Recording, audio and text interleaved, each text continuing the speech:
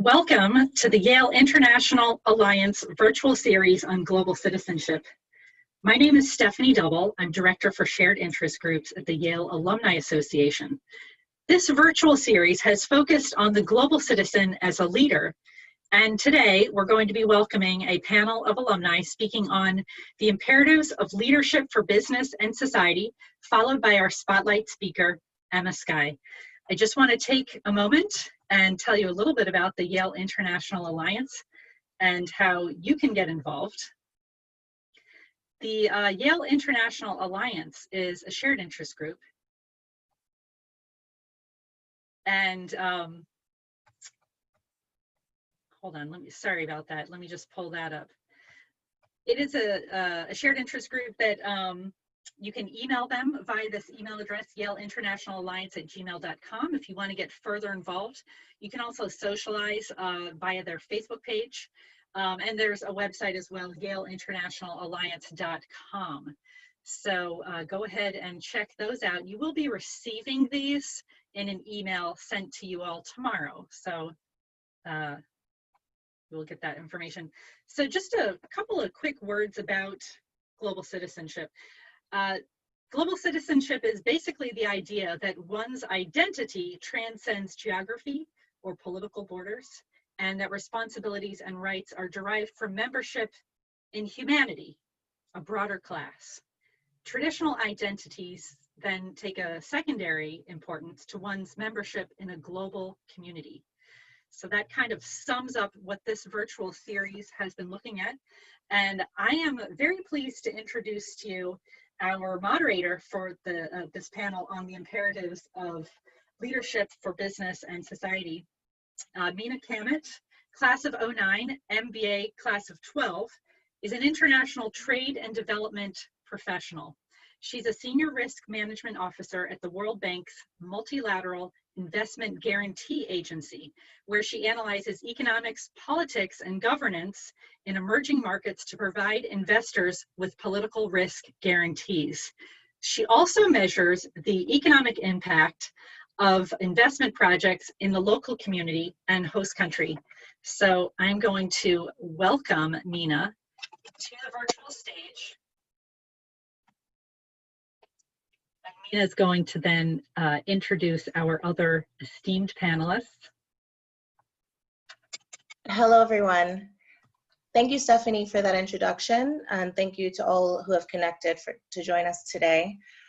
This promises to be a great discussion, thanks to our panelists, who I'll now introduce. The first will be Javeya Chaudhry, Yale College class of 75 and School of Forestry 77. Javade is the partner in charge for Middle East and Africa at Jones Day Law Firm. He has worldwide experience assisting private and public sector companies in transactions and projects in many industry sectors and geographies. He advises companies on domestic and international mergers and acquisitions, strategy, corporate governance, compliance, and also handles complex litigation and arbitration on international transactions. Our second panelist is Massimo Lapucci. He's the Secretary General of Fondazione CRT, a philanthropic foundation based in Italy with an endowment of about 3 billion euros. He's also Secretary General of the Development and Growth Foundation, primarily focused on impact investing. Until recently, he was also chair of the European Foundation Center, which is an international network of philanthropic organizations based in Brussels. So Massimo has extensive international experience, also as a board member for public and private companies in finance, banking, media, infrastructure, and nonprofits in the EU and the Americas. So now you know a little bit about the gentleman we have here. As Stephanie mentioned, in my work, I spend a lot of time assessing the benefits of private sector activities in host countries and local communities. And as such, for all of us here presenting, as I assume is the case for many of you who have joined as well, today's discussion topic, imperatives of leadership for business and society, is quite close to our hearts. The discussion was important and timely even before March, when we initially planned to have the conference, as many of you know. But one could argue that it's more so now in the time of COVID with the associated economic crisis, the level of uncertainty we're all facing, as well as expanding political movements across borders these days. So we'll hope to fit in discussion of some of these topics in the time we have. To start, both Javade and Massimo will share their initial thoughts on the topic at hand from their perspectives. And then we'll follow up with a discussion that I'm really thrilled to guide a bit as the moderator. And toward the end, we'll have a chance for Q&A before turning to closing remarks from Emma Skye, who directs Yale's World Fellows Program. Just one note, we won't be taking questions verbally during the Q&A, so if you could please use the Zoom platform to submit your questions. There should be a bottom button on your screen which says Q&A. Please use that one instead of the one that says chat. So with that, I welcome Javeya Chaudhry to share his presentation. Thank you, Mena. Delighted to be with you. We would rather have had this exercise in Rome, but that too shall come about. Unlike my friend Weili Cheng from YAA, who is sunning herself on the beaches of Hawaii, some of us are having to shelter in hot, humid Washington, D.C., where I am currently speaking to you from. This is a fascinating topic, which I'm sure all of you know a lot about. So it's in some ways difficult to decide just exactly how to commence the discussion, but I have a few slides in a second, which I will at least try to give you an overview of. But I think the first and perhaps last theme of what we're going to talk about is, I think we all are speaking from the same hymn book or gospel or whatever book you wish to ascribe, which is that, let's just take COVID for a minute, just because that's top of mind. It's not going to change the way we live. It will temporarily, but ultimately all that we have collectively worked for and historically people have worked for is going to continue. And that's the world we have to look at. I think the second sort of gospel truth is globalization is kind of a one-way gear. You don't reverse it. You may temporarily disrupt it. But if I speak as a working lawyer representing lots of large companies around the world, state-owned enterprises and so on, there isn't a practical, viable way for them to survive and thrive unless they are in a global marketplace, global economy, global skill sets, global technology. And so while we're all having to work around, not getting together and negotiating projects or implementing them, the reality is that that is how it's all going to work. So with that, let me start very quickly through some slides. I know slides can be kind of boring, so I'll keep these quick, but they will help set the framework. I trust everybody is seeing these. As Mena mentioned, I'm a lawyer at Jones Day, which is a worldwide law firm with about 45 offices. I used to be responsible for the Middle East and Africa, and now just Africa, although I still hang my hat in the Middle East rather regularly until 3 months ago. So I already told you that. The basic thesis of our, I think, discussion here today is that we live in a global world.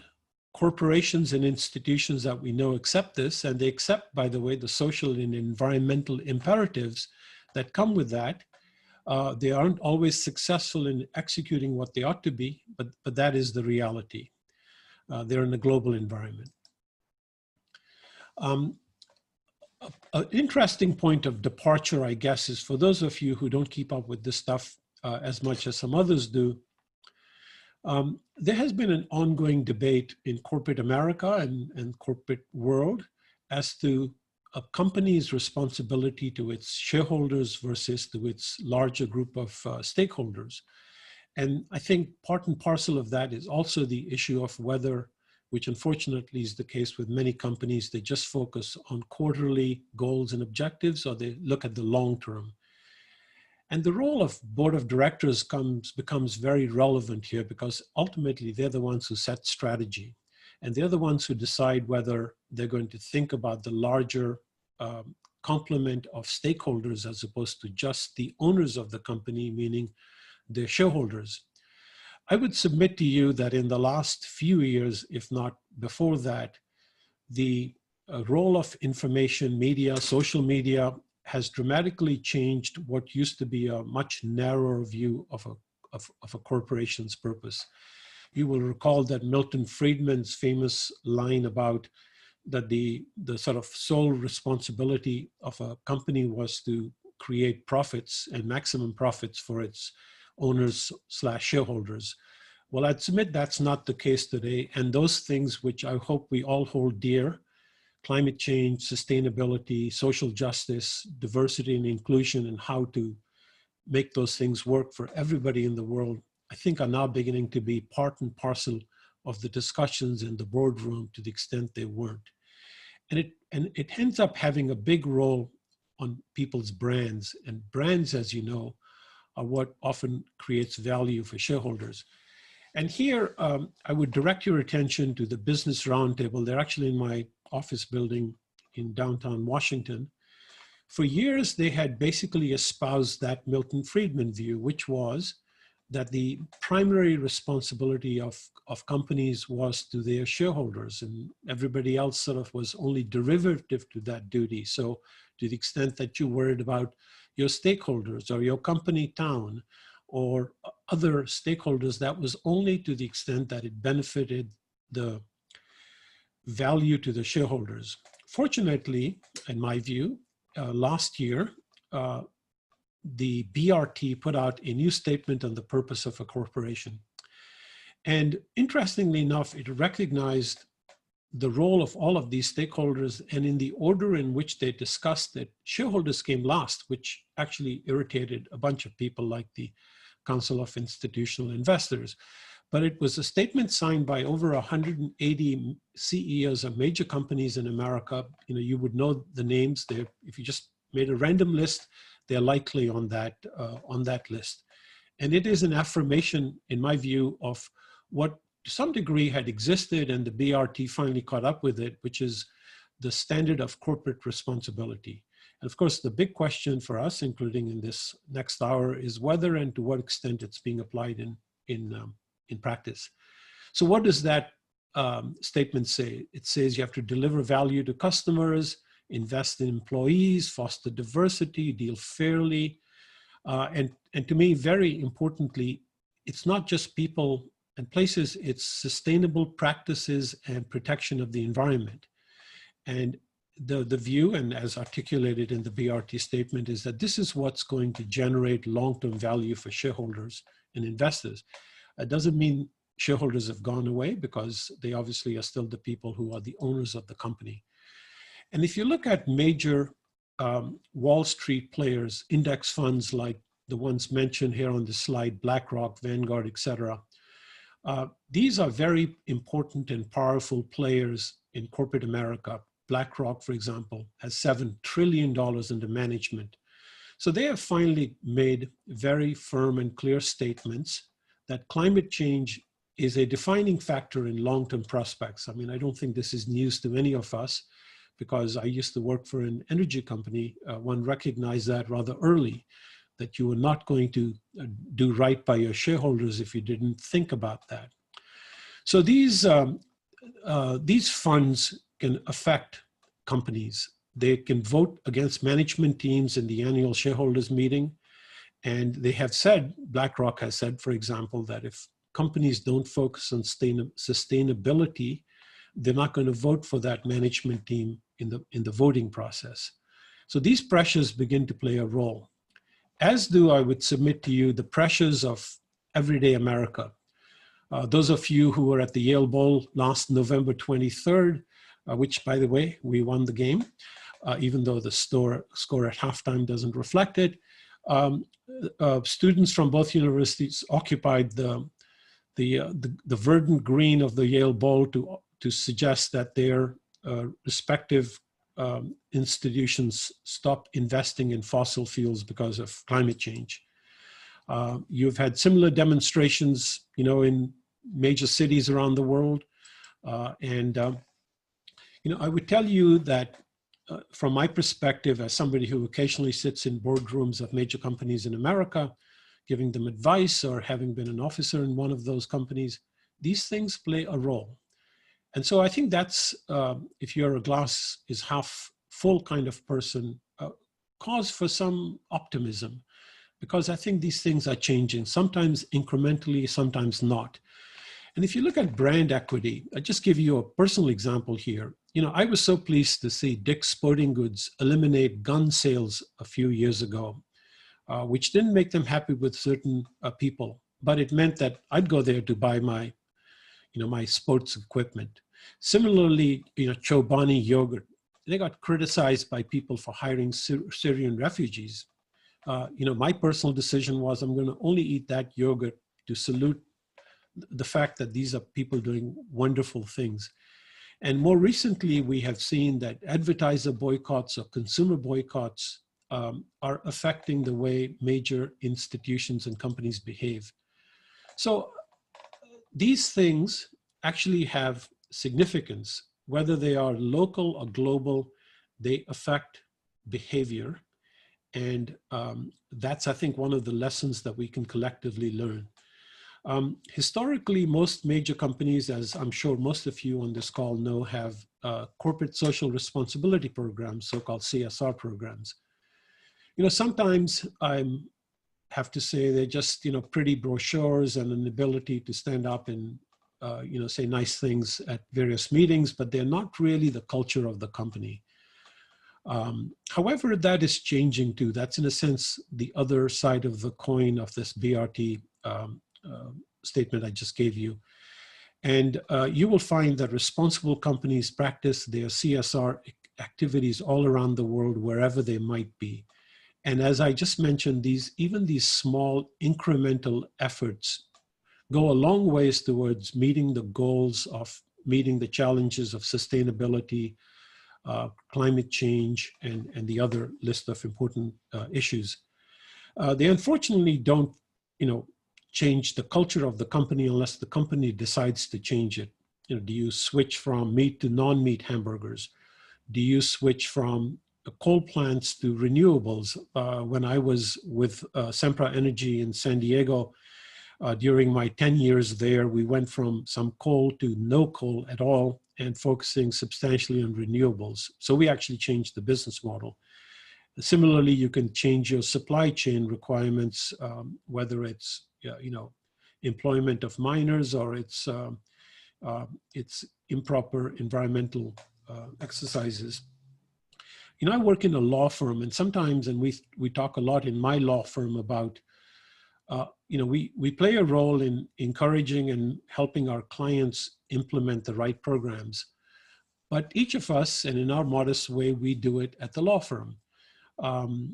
We help run a rule of law programs in Africa. What does that mean? We help train nationals in countries on the continent of Africa on how, in a sentence I often laugh, how not to get taken advantage of if a person like myself is sitting across the table from them as opposed to next to them, meaning teaching them how to engage in international trade and projects. We help train judges and lawyers so that they know how to implement the rule of law to the extent that, yes, we can help them. We work with anti-human trafficking and wildlife trafficking programs. We help advise on regulatory structures. This is what law firms call their pro bono activities. I think these things go a long ways towards the overall goal. And let me just mention one other thing. Jones Day took over two centers for asylum seekers and other refugees on the southern border of the United States. These are things that aren't intended to do anything other than to try to help people who have nobody else helping them. And as we all know, there are some absolutely shameful activities going on down there. And that's kind of one of the themes, and I'm going to stop there, that I would repeat, which is small and large efforts all add up to the jigsaw puzzle. And all of them can help promote and affect issues of climate change, sustainability, and equal justice, if you will. And just to finish, we're all sort of down in the mouth just now because we're all sitting at home in our pajamas. although I did put on my Davenport tie for the occasion. But I think this will all pass, and we should just look to the positive long-term changes that we can make, because the next generation will help us do that. That's where our hope lies. And I will stop there, Mena, with my Thank you, Javed. That's very helpful. And, you know, I was struck by how much the BRT statement sounded like my Yale School of Management curriculum. I think they were a bit ahead of their time in terms of taking that stakeholder approach. And that's exactly what I use in the work that I do now, and will filter into the rest of the discussion. So Massimo, I turn it over to you to present your slides. Thanks. Thank you, Mena. Hi, everyone. It's a real pleasure to be here. I also hope that we'll be able to organize soon another meeting in person in Rome as scheduled and planned at the beginning or at the end of last year. My contribution to the discussion today is not from the pure view of a common corporation, even though my personal background lies in the finance and business field. I will instead share with you my experience from the philanthropic sector and the institutional philanthropy where I belong now. I'm currently, as you mentioned, Mena, Secretary General of CRT Foundation, and I'm gonna share with you some slides. I will be quick that can better describe.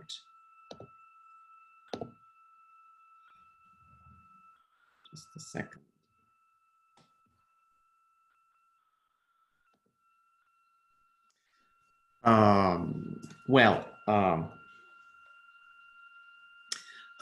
As I mentioned, Fondazione CRT is a private nonprofit organization. It originated in the 90s as a result of the privatization of the Italian banking system. Let's say we are the third largest foundation of banking origin in Italy, and one of the largest in Europe. Our endowment is about 3 billion euro, and it's you know, in invested assets. We are very active in three principal areas of intervention: art and culture, education and research, and also welfare and endowment. But we are also part of let's say, a network, an international network.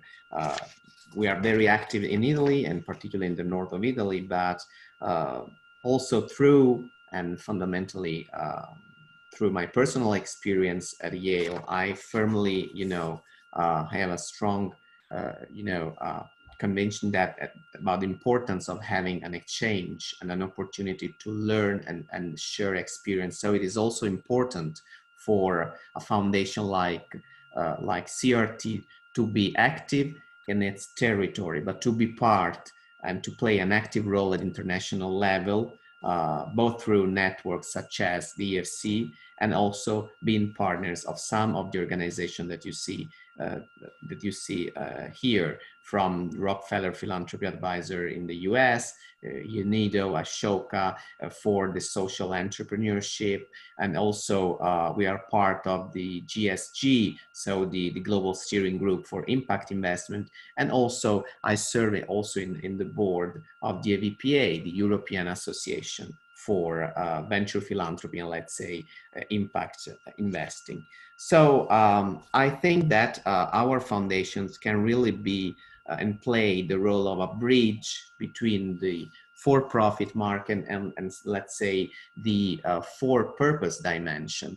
And the foundation can be seen, in my opinion, as a kind of let's say Janus that you see here, one of the most ancient divinities of the Roman Empire with the two heads. So we invest the endowment with market principles, and this is part of my professional, let's say, story and track record. But also what I like about foundation is that you know, we have to carry out philanthropic activities following principles of impact investing with the return of the return on the investment, the return on the endowment.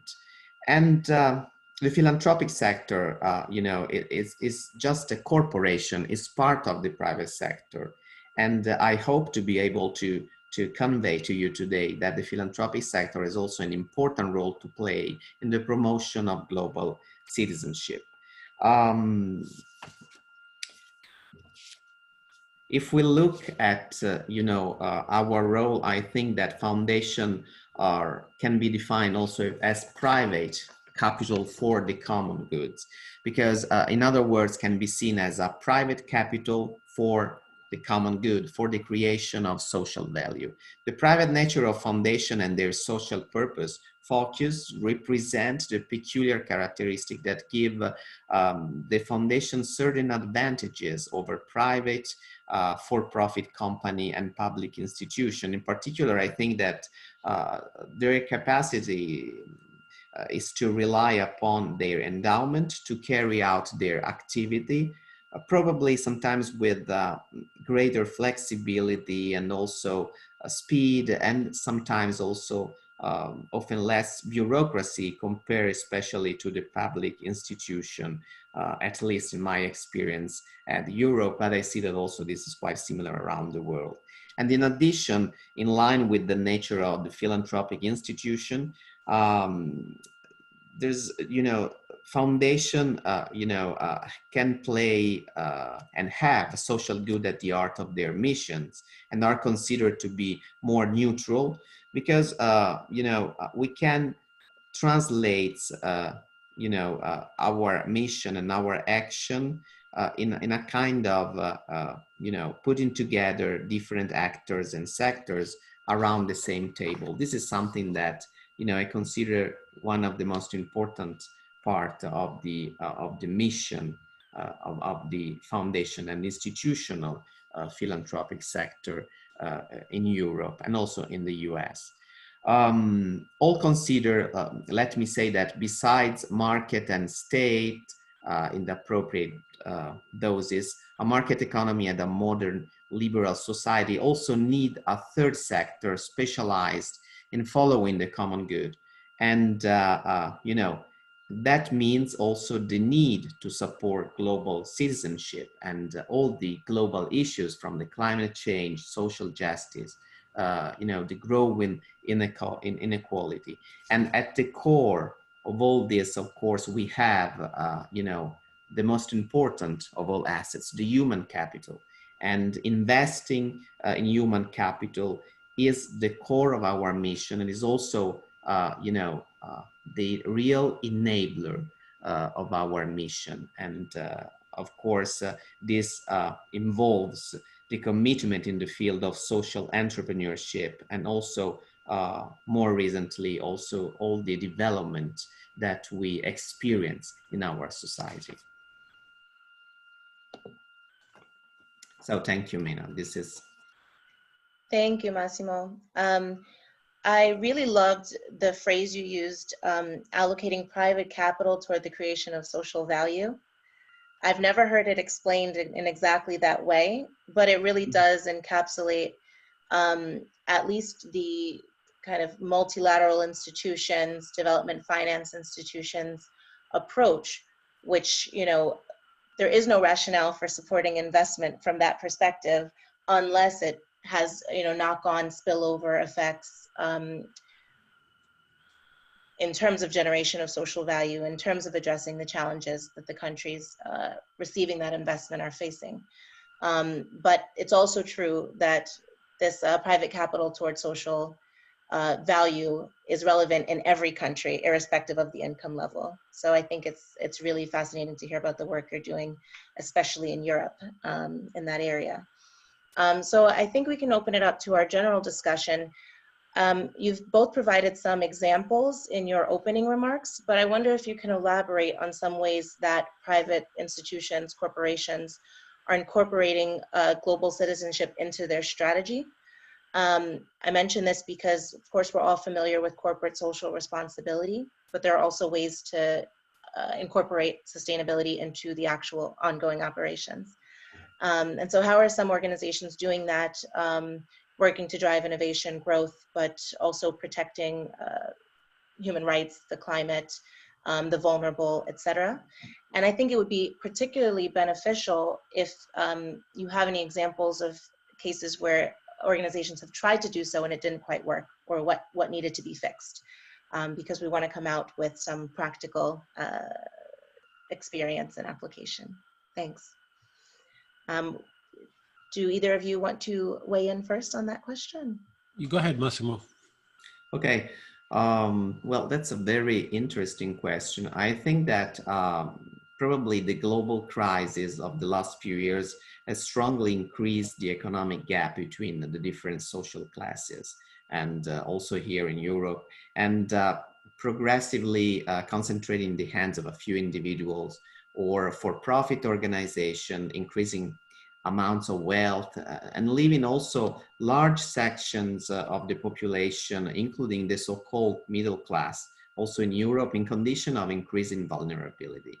And the current pandemic, the COVID, has also, increased this trend and the social division in society, showing also how the most vulnerable are made even more at risk of being left behind, and how the issues of the economic and social hardship will be felt by the countries with lower GDP. So this is something that, in the philanthropy sector and as foundation, we must consider as a changing and increasing role that we are called to play right now. And in this context, I think that especially in the progressive concentration of wealth, philanthropy and foundation can play a very unique role in addressing the social issues of society, providing not only the financial resources, but also and above all, in my experience, knowledge, skills, ability to promote cultural and also social change. Also, I saw in my role as chair in Brussels of the EFC, also working with many US foundation, because although this is the European Foundation Center, some of the most prominent founders 30 years ago were, US foundation and are still members of the EFC. So it's really a mix and also a good observatory. First of all, I think that, collaboration becomes in this framework a fundamental element of our response, understanding well that the issue we work on do not stop at national borders, exactly as the COVID showed, doesn't stop at national borders. And it is necessary to seek out partnerships both within and outside philanthropy. I think here that, for example, increasing and also fostering peer exchange, peer learning to aim at real common action that includes relevant actors, also in sector other than philanthropy, is extremely important. I think that for our sector, recently, one of the most important things in this respect was to getting to speak with one voice, meaning that as foundations, as actors of the philanthropic sector, we really needed to speak loud and clear, especially to the European institution and also to national governments, but also to the private sector. And this is why last March we launched, for example, the European Philanthropy Manifesto, entitled significantly Private Resources for the Common Good, because that was the first concrete result of the joint advocacy work with other European organizations for the development of a single market without frontiers. So what I really believe, and I really reinforced my conviction during my studies at Yale, that we must move from the philanthropic to the for-profit sector, meaning that we are witnessing right now a greater hybrid process between the profit and non-profit sector, and the bases are already there for a kind, let me say, a new, probably renaissance, or as we say in Italian, rinascimento of the economy, where the profit sector builds its action around the principle of social and environmental sustainability. I really believe this. I'm convinced that this approach of hybridization between the profit and non-profit sector does good to financial institutions and corporations. My foundation is very linked to the banking sector, but I really think that not only this is important for the financial institution to expand their activities, but also in terms of reputation, as they are beginning to be perceived as a system that is attentive to improving people's quality of life. And I think that this is fundamental for the present and the future of the profit sector. So to conclude, I believe that today's event is perfectly in line with this new ongoing dialogue between private philanthropic institution, corporation, and other actors in the social sector, and also the 17 Sustainable Development Goals. I think that also is a clear way in this direction. Yeah, you know, I obviously agree with what Massimo has said. I guess I would come at it slightly differently. However, I think at the end of the day, we need to convince large institutions, and I think most of them are this way already, that it's in their enlightened self-interest to do these things. I think that's the carrot and the stick, if you will. And I think, you know, you asked the question, Mena, as to the things that have worked and the things that haven't. And you know, this is a big topic, but let me just very briefly say 2 or 3 things. One is, it is the height of arrogance if any company, wherever situated, including on our continent here, thinks that they're the only people who, for example, can innovate. So I have seen many a project in my now 40 years of being a practicing lawyer, where amazing innovation has come about in places that you would least expect, you know, in the back waters of the Caribbean and Africa and the Middle East.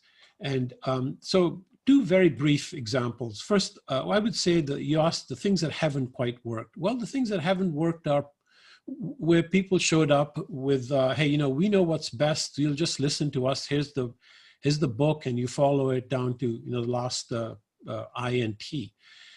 And where things have worked is where you infuse the right culture, whether it's the culture of innovation, sustainability, safety, health and safety, ethical values, the greater good. Let me give you 2 very brief examples. Actually, still in the middle of it, a mining project where the output is a very expensive mineral, which has to go through all kinds of ISO 9001 requirements in order to be used, and by the way, bought for great sums of money in the semiconductor industry and so on. And it was very important to get this project right in terms of that. Well, you know, I went back after many years of having worked on it and not being there. And what I found, the way they managed to keep that thing and do a really, really good job, better than perhaps they do it here in North America, was every morning the entire management team, down to supervisors and foremen, all get together in a room. I walked in a little late. I was just the guy in the suit who was the lawyer, right? I couldn't tell who the CEO was, the president was, the senior president, this. They're all wearing the same uniform. They're all standing around a big room, 2 deep. Everybody had the same ability to speak up. Any one of those persons he or she could say, we're going to stop this line, or we're going to stop this exercise because there is a safety issue or there's a quality issue. And I thought, what a wonderful way to do it. And the result was that they have, as I mentioned, incredibly good quality and incredibly good safety record. You know, I have a similar story with building computers in Malaysia and Taiwan, but it's to the same effect. And I think it's when you empower your people, you don't think they're somehow second-class people in terms of innovation or ideas or other skill sets. What you need to do is to give them the guidelines, help them with that, but then let them discover some of that stuff for themselves. And, you know, that at the end of the day makes for value for everybody, including the big corporates who actually walk into places where they think they're the only ones with the secret formula.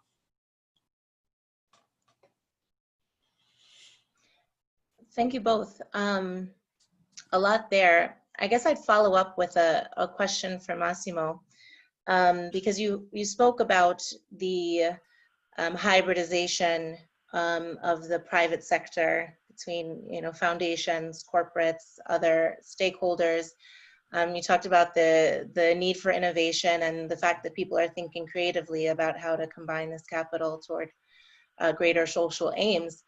And so I wonder if the current COVID-19 situation, especially bearing in mind that you're in Northern Italy and really have borne the brunt of it, at least in the early days, if this situation has opened space for new approaches or innovations that perhaps weren't there before.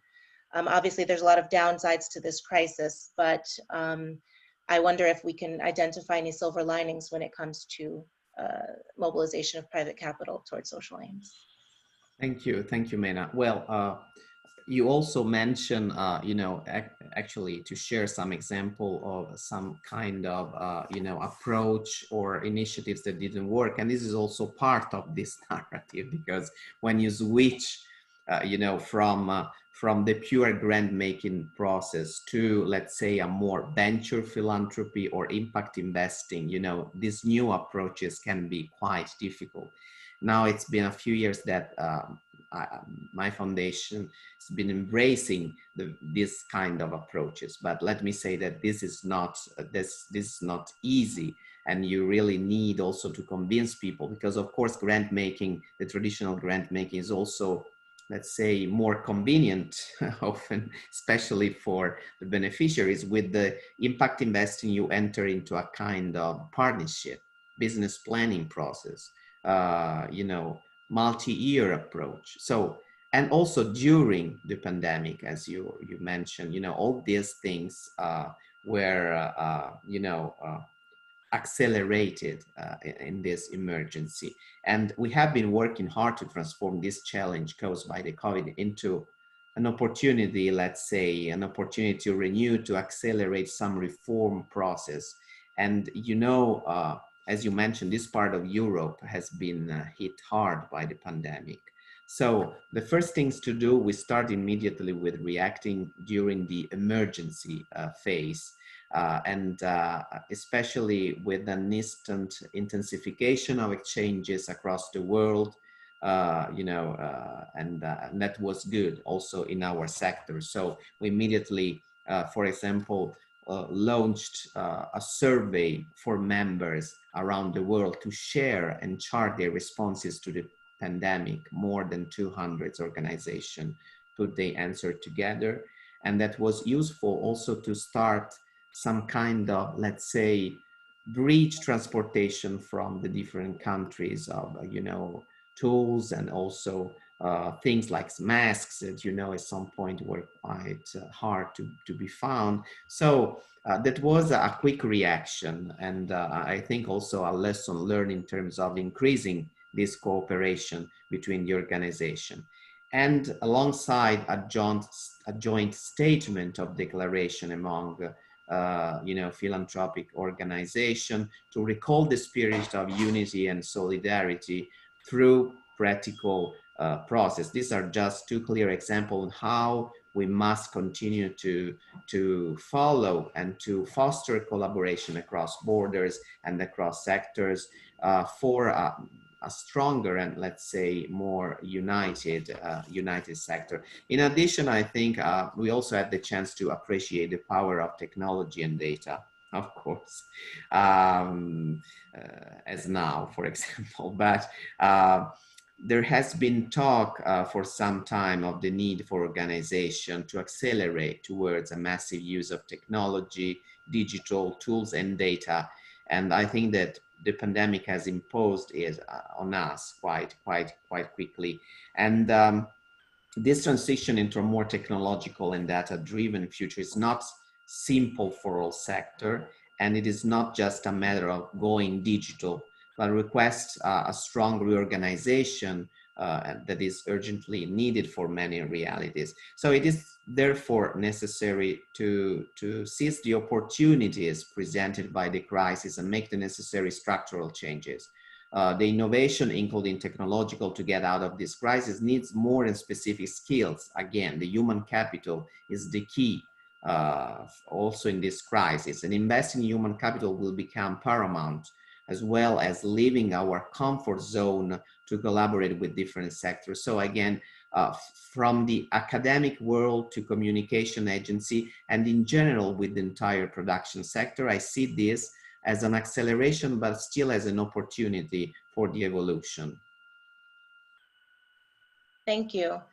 Yeah, I think this overall situation has shown that necessity truly is the mother of invention. And no matter what type of organization you are, adjusting to remote work realities is one thing, but also figuring out how to pursue the mission despite the constraints. And that's something that in the World Bank Group we're dealing with as well, not just in terms of the practicalities of convening and doing our day-to-day, but also as an organization that has resources that can be allocated to helping solve a global problem, or helping make it easier at least on people, or make the world more resilient, you need to be able to respond quickly. And as you can imagine, in a government-led institution, that's not always easy, but we all find a way to adjust. Bearing in mind the time, I just had a follow-up question for Javade, based on some of the content you had in your earlier presentation. You gave a compelling argument that it's impossible to undo globalization at this point, given the global nature of organizations, technology, etc., investments. But we have seen, of course, that there has been quite a significant retrenchment, especially by the private sector. Foreign direct investment is expected to be down 30 to 40% this year.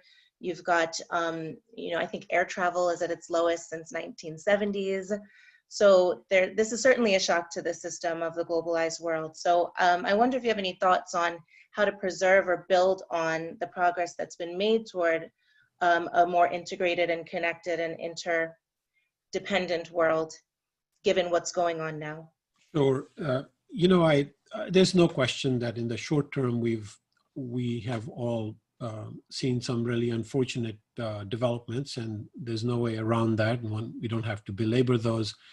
It is unfortunate that certain governmental actions, including here in the US, have tended to be isolationist rather than sort of promoting a global view of the world. I think, and you're seeing every day now various countries cutting back on sectors where you can invest, for example.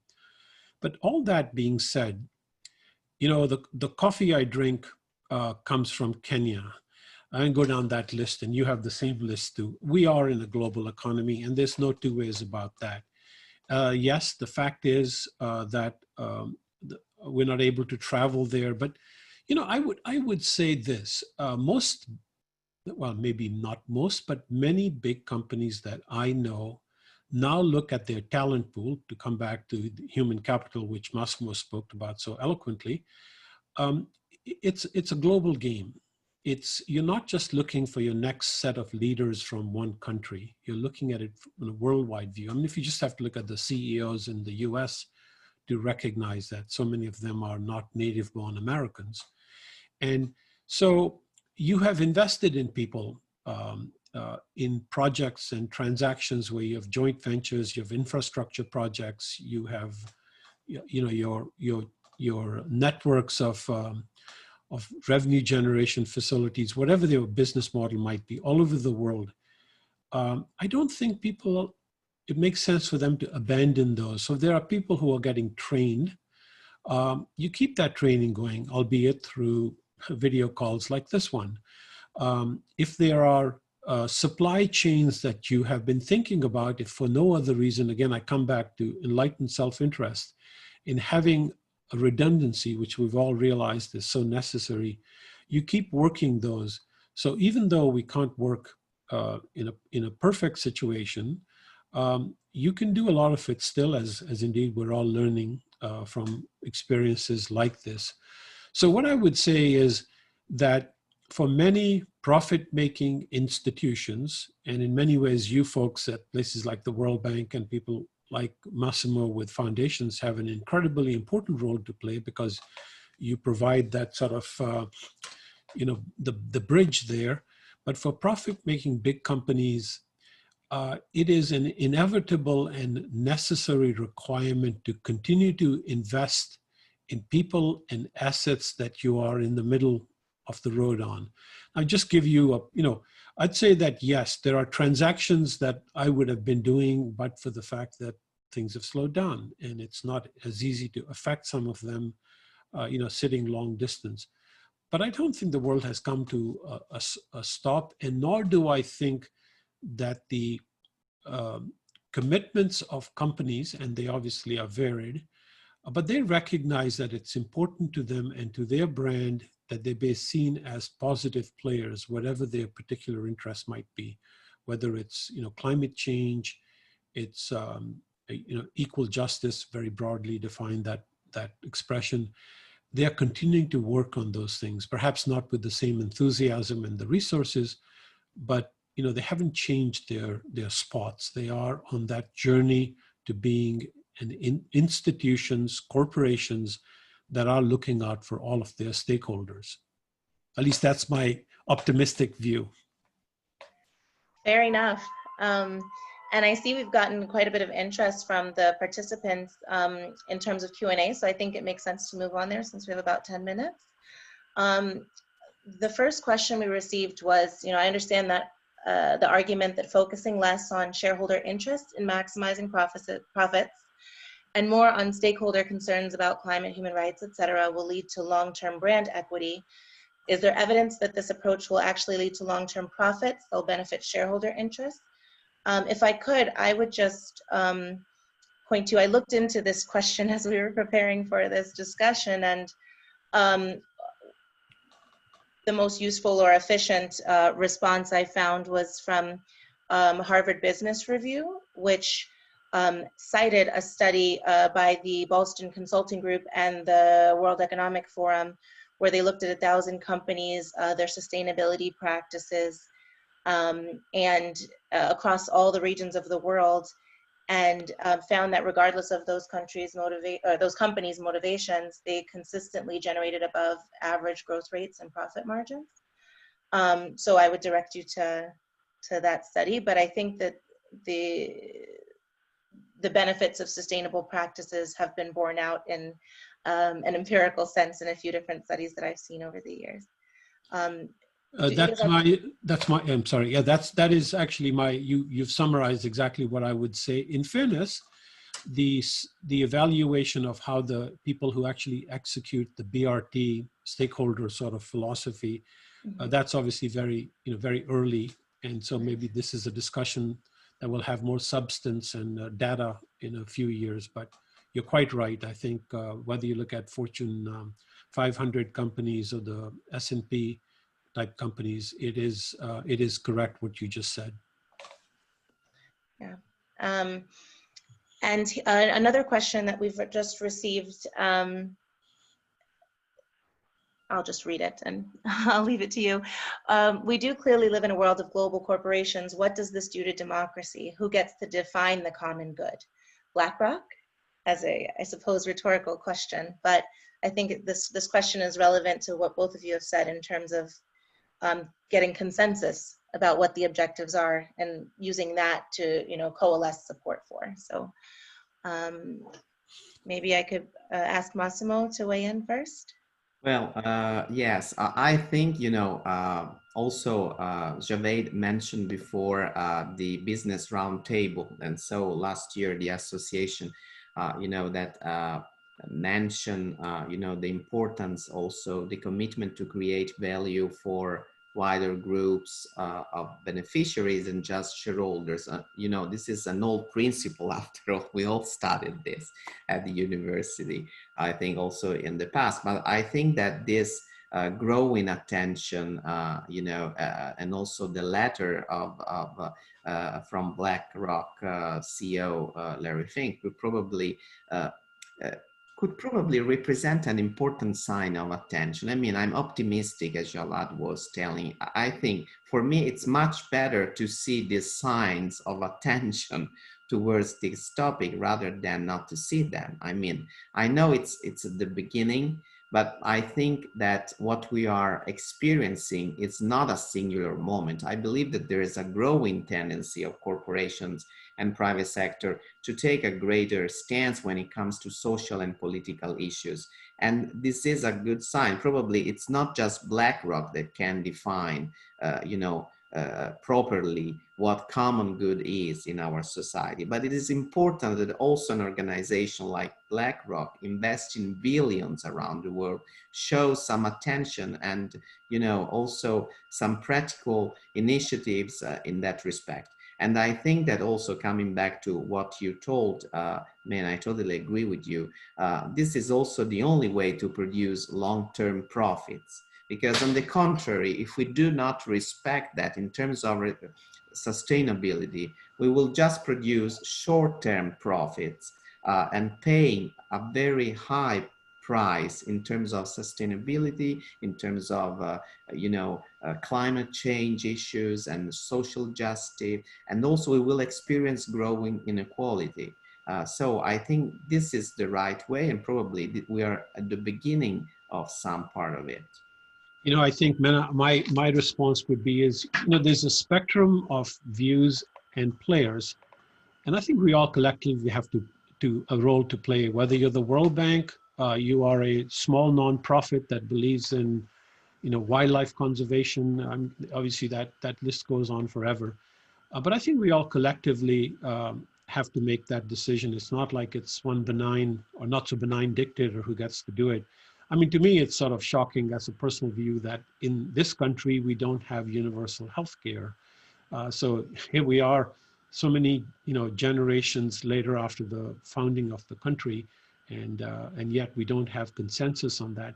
But I would say that, it's that wonderful statement on the Martin Luther King memorial down on the waterfront about the arc of justice. I mean, I think we are all heading in the right direction. It's just not a wonderfully straight line as it could and should be. I noticed a couple of questions, and I just pick on them if you don't mind. One of our colleagues has made the point about the problems of corruption, and I wish I could disagree with him. I cannot. That's a major problem.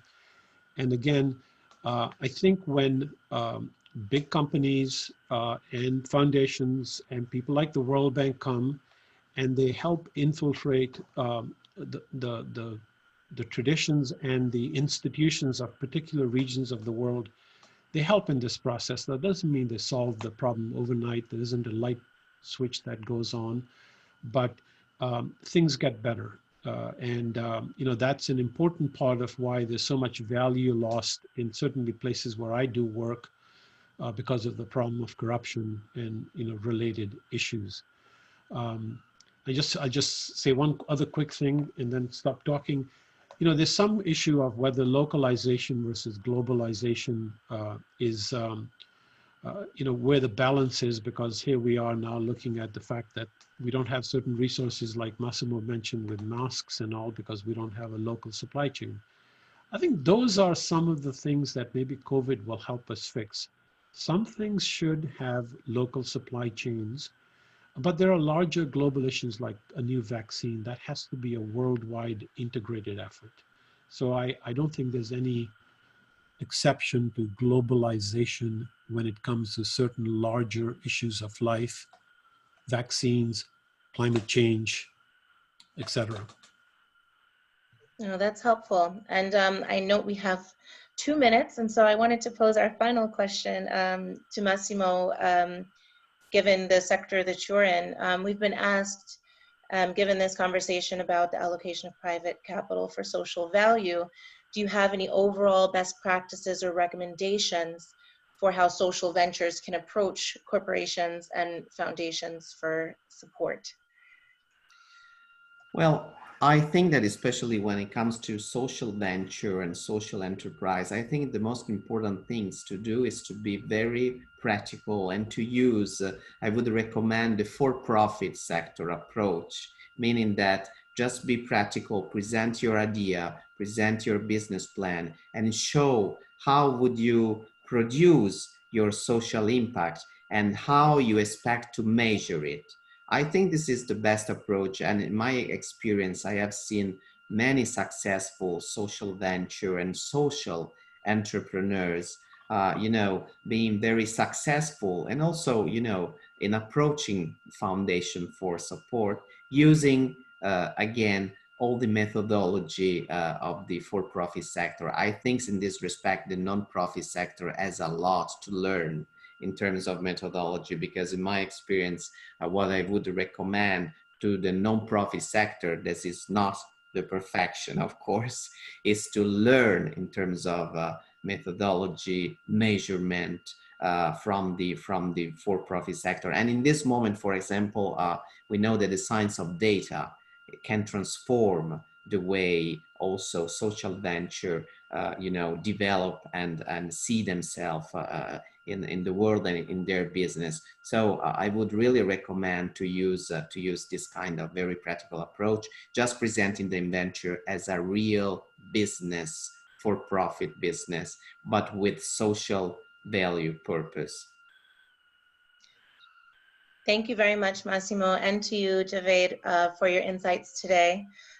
We have reached our time, so I will hand over to Stephanie to introduce our closing speaker. Thank you, everyone, for participating. Thank you. Thank you. Thank you all so much for that incredibly interesting discussion. I think we could have listened to you for much longer than an hour. And we are going to continue this now with our spotlight speaker, Emma Sky. I'm going to just take a commercial break for a moment, quite literally, to tell you just a little bit more about the Yale International Alliance. I shared a slide at the beginning letting you know how you can get involved, but there's a very specific way for how you can get involved. Again, the Yale International Alliance is a shared interest group, and they're wondering, do you enjoy bringing people together for interesting conversations online, creating a buzz around topics of importance to you? Come join the Yale International Alliance's communications team, where you can connect internationally minded Yale alumni and strengthen the global alumni community. They're looking for alumni who are interested in engaging in social media and expanding their communications network and their website. So you can help promote the YIA online, their events, their activities, and you can also reach out to alumni to spark those kinds of conversations that you enjoy. So again, I'm gonna just take a moment to share that screen again, so you know how you can get in touch, get involved. There's an email address here. There is a Facebook page, and there's also a website. Again, you'll be getting this information in a follow-up email tomorrow. So if you're not scribbling it down right now or taking a picture, then you will receive that tomorrow in your inbox. So I'm now extremely pleased to introduce to you Emma Sky. Emma is the director of Yale's Maurice R. Greenberg World Fellows Program and a senior fellow at the Jackson Institute, where she teaches Middle East politics. She's the author of the highly acclaimed, actually two highly acclaimed books. One is The Unraveling, High Hopes and Missed Opportunities in Iraq, which came out in 2015. And her second book came out last year, 2019, In a Time of Monsters, Traveling in a Middle East in Revolt. Emma also served as advisor to the Commanding General of U.S. Forces in Iraq from 2007 to 2010. She was advisor to the commander of NATO's International Security Assistance Force in Afghanistan in 2006. She was advisor to the U.S. Security Coordinator for the Middle East Peace Process in 2005, and served as Governorate Coordinator of Kirkuk for the Coalition Provisional Authority in 03 to 04. Prior to that, Sky actually worked in the Palestinian territories for a decade, managing projects to develop Palestinian institutions and promoting coexistence between Israelis and Palestinians. Emma has also provided technical assistance on poverty elimination, human rights, justice, public administration reform, security sector reform, and conflict resolution in the Middle East, South Asia, and Africa. She's published many articles in many important mediums such as the New York Times, Foreign Affairs, Foreign Policy, Politico, The Atlantic, Slate, the U.S. Institute for Peace, The Guardian. So you may have read, Emma, whether you read one of her books or one of her articles. She was educated at Oxford, Alexandria in Egypt, the Hebrew University of Jerusalem in Israel, and Liverpool in the UK. She's also an officer of the British Empire. It's absolutely thrilling that we have Emma with us today. And I'm actually going to go ahead and share some remarks that she prepared for us via video. And after that, I'm going to welcome her in person to the virtual stage so that we can take some moments at the end to field your questions and have a little bit of a discussion.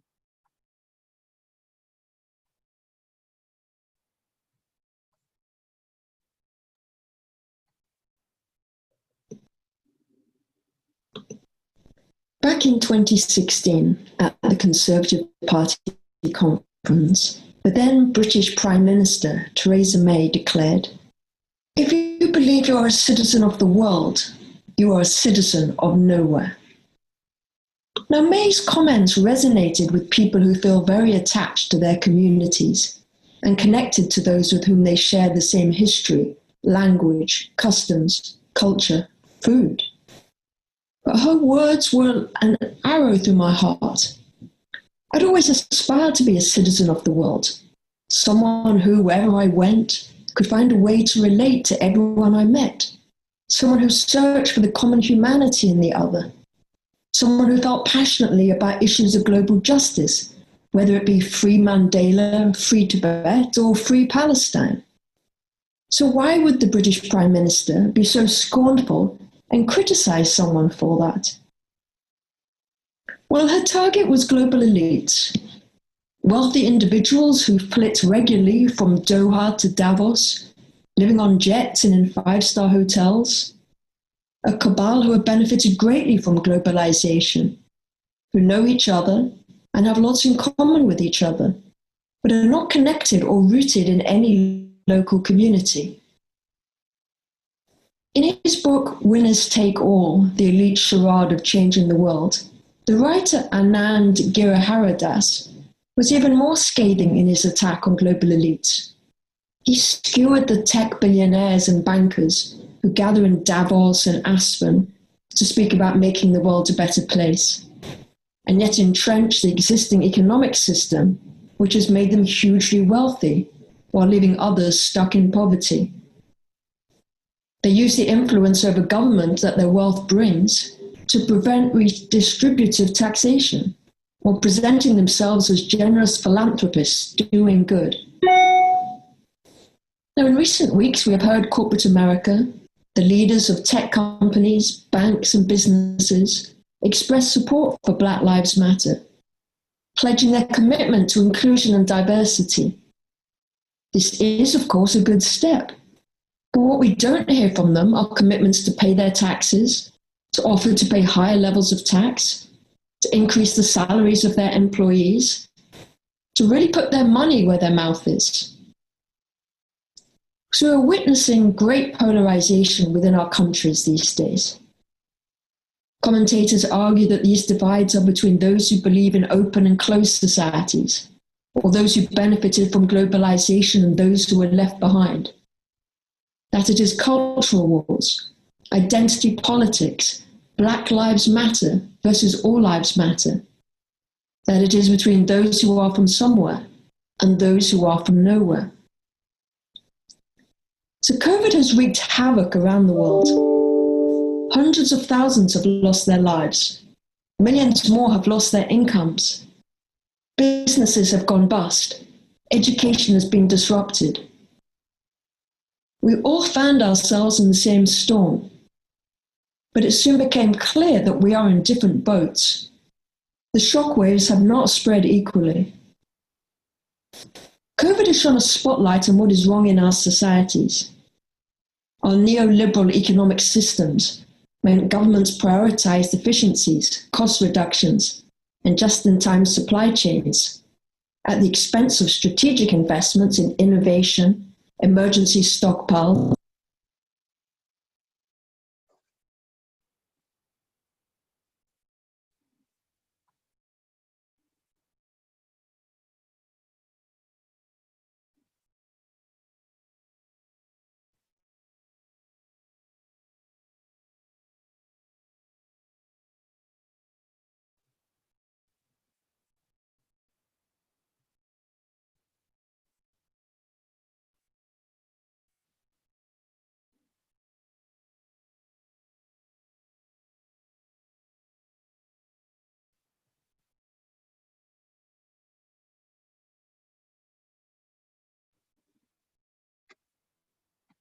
muted due to the dramatic drop in carbon emissions from halted industrial output and declining energy demands. People have also discovered that many meetings can be held virtually without plane travel. Modern technology has enabled us to stay connected, even when physically separate. And as our governments competed for medical supplies and miracle cures, and as leaders pointed fingers at each other and spun up blame game conspiracies, the virus itself has reminded us that we need to increase cooperation, to share scientific knowledge, and coordinate global responses to global challenges. The pandemic is a wake-up call. We need to change the way we live, or else we will become extinct. The cataclysm that is COVID provides a unique opportunity for a reset, to build back better. But will we take it? In a recent article in Foreign Affairs, Francis Fukuyama noted that effective performance in the face of the pandemic was not dependent on whether a regime was democratic or authoritarian.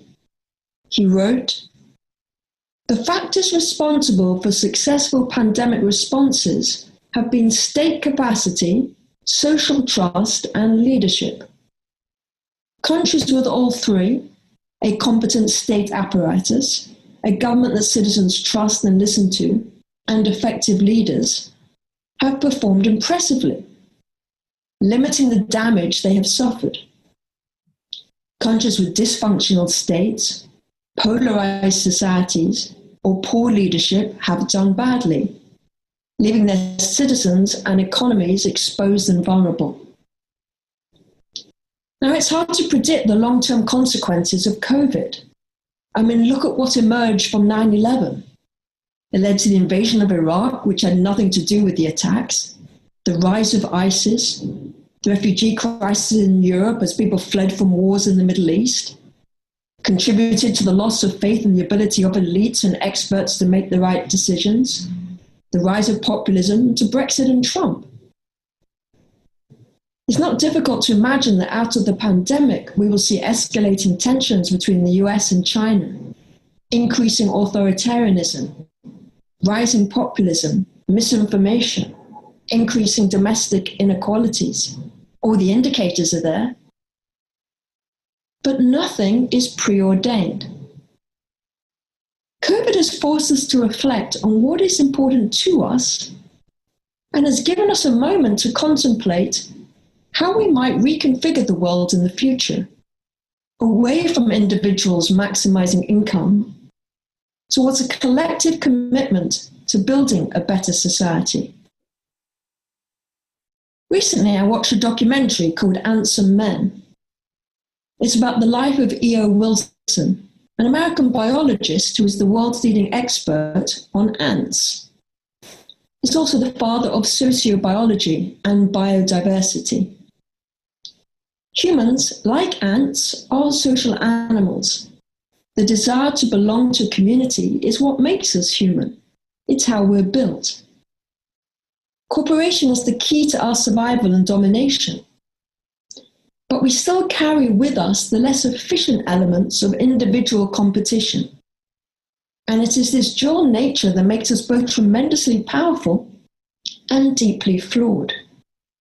So we have the potential for both cooperation and destruction. And Wilson posits that the path to the former lies in reclaiming our place in the natural world. We belong to nature. So let us imagine an optimistic future, one in which we slow down climate change because governments put the same energy into addressing climate change as they do to COVID, and businesses integrate sustainability into their strategy and operations. One in which we build stronger, healthier, and more resilient communities because our new economic model prioritizes human well-being and the environment. One in which we increase international cooperation to deal with the global challenges of the 21st century. Of course, it's not enough to just imagine. We need leaders who share that vision, are actively working towards it, and are building alliances. So when I think of what it means to be a citizen of the 21st century, I think of individuals deeply rooted in the communities in which they live, dedicating their talents and resources to improving their societies, recognizing the common humanity in others, building solidarity and mobilizing others, and sharing their knowledge, cooperating and collaborating. Through my time as Director Yale World Fellows, I've come to know many people like this. In April, after a few weeks of lockdown, I set up the Good Society Forum with the 2019 World Fellow, Nizamuddin, to connect World Fellows and other change makers, to engage on ideas and to inspire action. The Israeli environmentalist Gideon Bromberg noted how COVID has increased public respect for expertise in science. It has shown that those who belittle science can put the public, the country, and the planet at risk, and that the public is willing to pay a high economic cost with lockdown because they understand that lives are at stake. COVID also revealed the importance of strengthening cooperation with neighboring countries, because your neighbor's failure affects you. Pandemics don't respect borders. He revealed how Israeli and Palestinian health officials cooperated to decrease infection rates. Now, Gideon is the co-founder of EcoPeace, a regional organization that brings together Jordanian, Palestinian, and Israeli environmentalists to promote sustainable development and advance peace efforts in the Middle East. Gideon is advocating a project in which Israel and Palestine provide desalinated water to Jordan, a country that suffers from water scarcity, and receive renewable energy from Jordan in return. COVID has shown that in the face of a common threat, countries can come together. The sweeping policy responses to COVID have revealed that governments could tackle climate change if they could muster the same focus and zeal they brought to bear on the coronavirus crisis. Dora Salia is Zambia's Minister of Information and Broadcasting. She told us how she travels around Zambia, going out into the poorest communities, explaining in person and in local languages why people need to wear masks, constantly wash their hands, and keep a physical distance from each other. Not long after speaking to us, and despite taking all the precautions, she herself tested positive for COVID-19. She immediately released a video explaining that she had the virus and was self-isolating. Thankfully, Dora has now recovered. She is back at work. She is an incredible leader, brave and ambitious, who has earned the trust of her fellow citizens. Rema Rajeshwari is a district police chief in the state of Telangana in the south of India. She spoke of the difficulty of enforcing lockdown in a country where informal workers are the backbone of the country. People were fearful and anxious, and it was crucial to prevent panic. So Rema set up food banks on national highways to feed the drivers who were transporting essential workers and conducting deliveries, as well as the daily wage laborers, migrant workers, poor and homeless. Rema's had an amazing career, from conducting operations in the jungle against left-wing extremists, through to tracking down human traffickers. During COVID, she found herself providing for the most vulnerable. This was not a role that she was used to playing in her police job. But as we have seen all around the world, people have wanted more government involvement, not less. Julio Guzman is a candidate to be president of Peru in 2021. He's the leader of the Partido Morado, the Purple Party, a centrist political national party. He told us how the pandemic has really changed perceptions of the role of the market and the state. For the last 17 years, the economy in Peru has grown, building a middle class. But during the pandemic, people noticed how essential workers, those essential for the daily functions we take for granted, tend to be not only from the most vulnerable populations, but are also assigned low wages by the market. Wages that, in light of current circumstances, appear to be grossly inadequate. People have viewed with approval how the state intervened, providing credit, subsidies, and cash transfers. And as he prepares for his presidential campaign, Julio spoke of how the government must offer a new social contract that puts human well-being at the center and is supported by structural reforms which ensure a universal basic income, high levels of taxation for the rich, and improved health and education outcomes. The challenges facing the world are immense. Each one of us can and should make a difference. Yale gives its graduates the solid foundation and the tools for success. It instills values with its motto of Orim Vetamim, lux et veritas, light and truth, and its commitment to improve the world today and for future generations. It provides the education to contribute to our communities, to improve our societies, and to understand that we all have responsibilities that go beyond our immediate community, because our community as human beings is increasing as global warming reaches dangerous levels. And it makes us part of an international network of talented, brilliant individuals with whom we can share our experiences and learn from. The most powerful tool we possess is cooperation. So being a Yale is a privilege and a responsibility to be a citizen of somewhere and a citizen of the world. For God, for country, and for Yale. That's what it means to be a global citizen in the 21st century.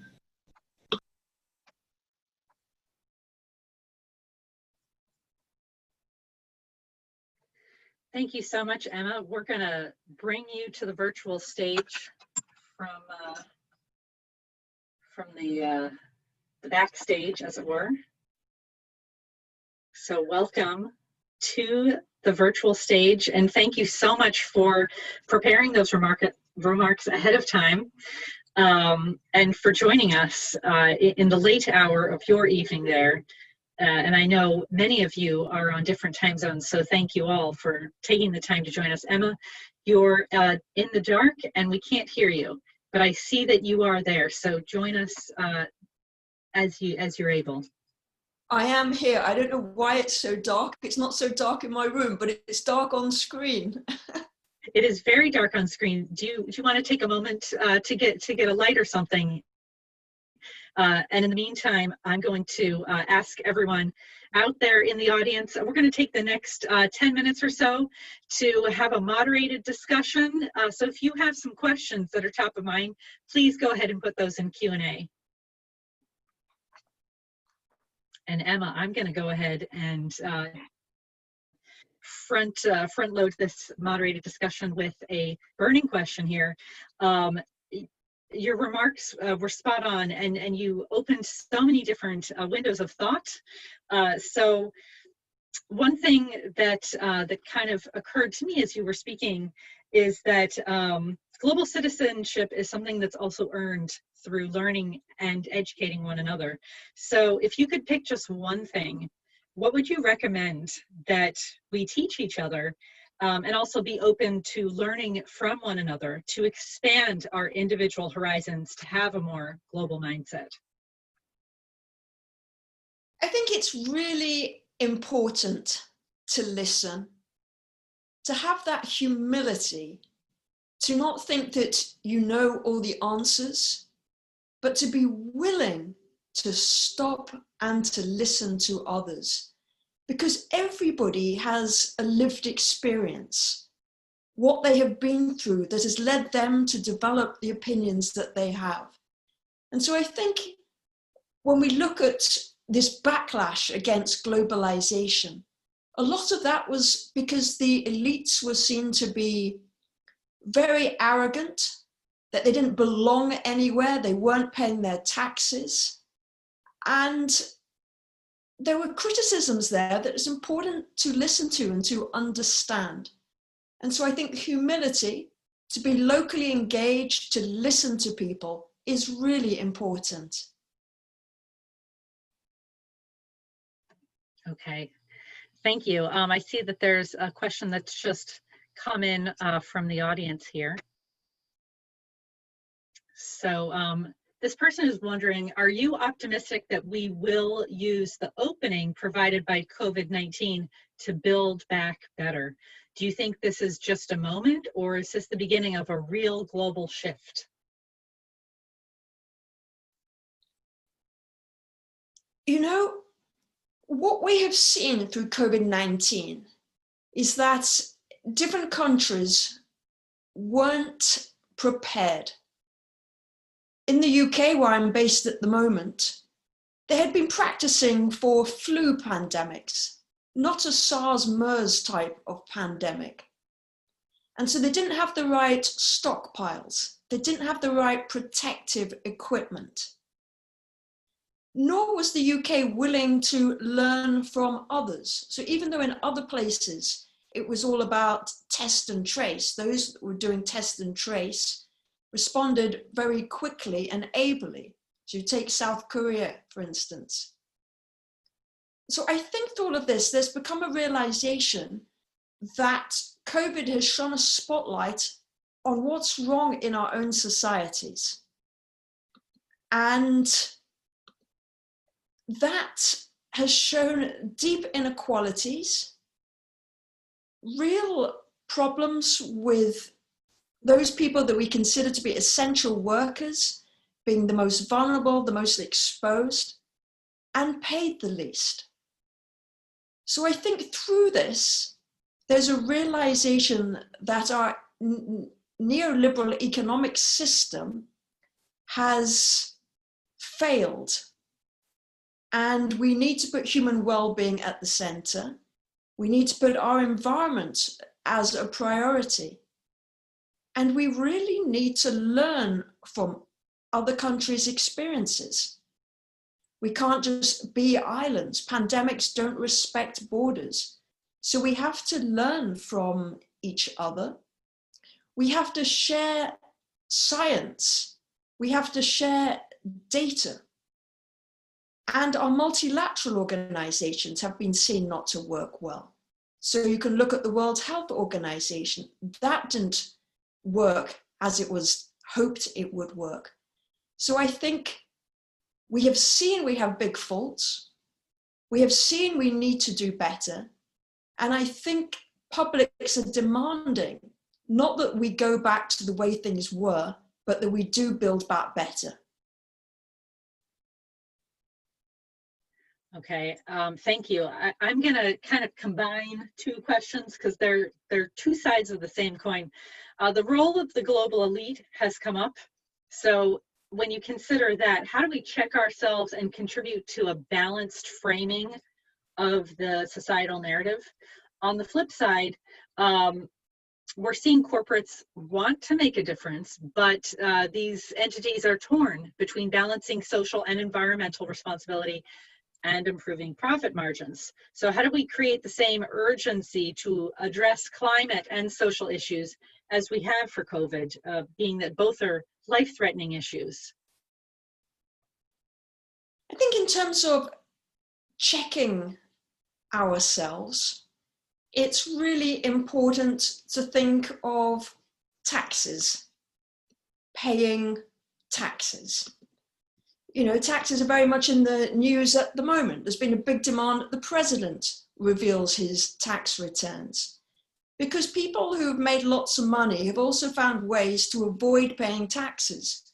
And the whole point of a tax system is to redistribute wealth from those people who've done very, very well to help those who haven't done so well for various reasons, because we live in a society and you know, if some people are not doing well, we have a responsibility.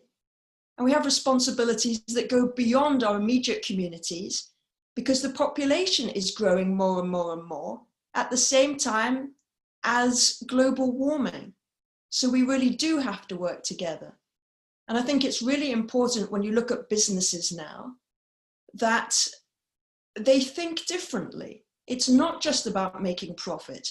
It is also a responsibility to employees, to society. So how you put sustainability at the heart of what you do in your strategy, in your delivery, to really take a role in this. There's a role for government, there's a role for the private sector, there's a role for civil society organizations. Thank you. Some folks are curious, where can we find the Good Society Forum that you mentioned earlier? It is Good Society Forum is it .com or .org? I think it's .com. Okay.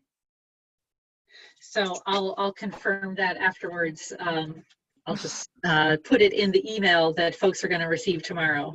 If you don't mind, is that okay? That's absolutely fine. Wonderful, wonderful. So we're at 4:30 now, but maybe we can just wrap up with a final question here that kind of sums it all up. The power dynamic of global citizenship is one-sided in that some have access to be globally involved, while others have access only to their local purview. What's the most important thing we can do to be a global citizen, irrespective of where a person is coming from? I think, you know, the old slogan to think globally but act locally is more and more important. It's really, you know, it's very attractive to be part of this global world where you go around, you're doing everything with like-minded people, and yet you're not attached to where you live. And we've seen this backlash. We've seen, you know, the divides in our societies, the polarization. And I think we all have to do some soul searching. You're not searching other people's souls, you're searching your own soul to think, am I contributing to my community? You know, during lockdown here in London, I've got to meet my neighbors for the first time, living in a street where I didn't know my neighbors before. But we need to help each other because food wasn't available in the stores. There wasn't toilet paper. So all of these things that we started to share and barter to help each other out. We built a sense of community, and I don't want to lose that. And so I think, yes, some of us are more fortunate than others that we can go around the world, share our experiences with other people, but we need to be active locally in our communities to make our own societies better, stronger, more resilient, to care more for each other. Emma, thank you so much. Thank you for that comment in particular, and just for being here and being an important part of this virtual series on global citizenship. The time is ripe to be thinking about all of these things, and more importantly, to be acting, as you said, globally, acting locally, but thinking globally. Some of us can act globally, and when you can act globally, please do. But we have some huge things happening that will not just be chapters in history books, but entire books themselves for the next generations. And we are living in these times when we have to make choices that really determine and define who we are as individuals and as a society. So thank you for tuning in. So many areas of thought have opened up, and let's continue these discussions. Please get involved with the Yale International Alliance and join us for more virtual programming, which you can always see on the Yale Alumni Association events calendar. So thank you all, and be well.